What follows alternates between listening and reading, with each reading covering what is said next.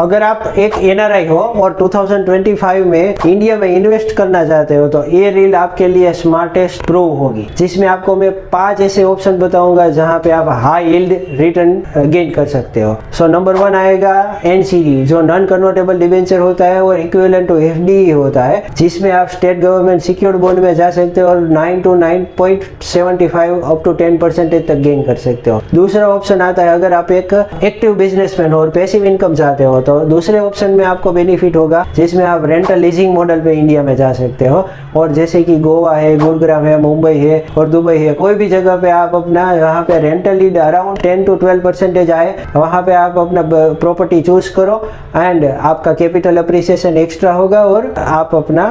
Yield पे properly return कर पाओगे और आपकी पैसिव इनकम जनरेट होगी। और थर्ड ऑप्शन आएगा म्यूचुअल फंड, जहाँ पे आप अपना रिस्क मैनेज करके अगर एक प्रॉपर पोर्टफोलियो बना लिया तो एटलीस्ट आपका 12 to 15% का गेन तो पक्का ही पक्का है। बट म्यूचुअल फंड में अगर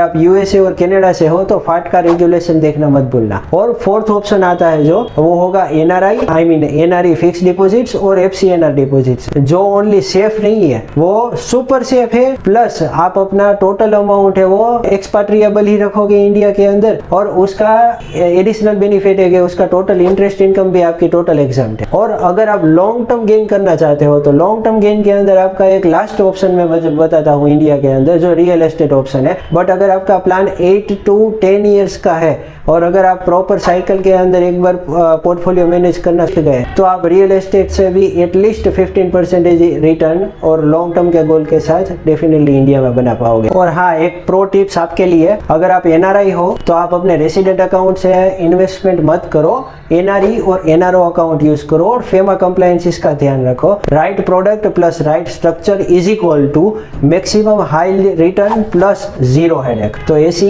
एनआरआई इन्वेस्टमेंट्स एंड इन्फॉर्मेशन जानने के लिए सब्सक्राइब दिस चैनल, मोटिवेट करो और लाइक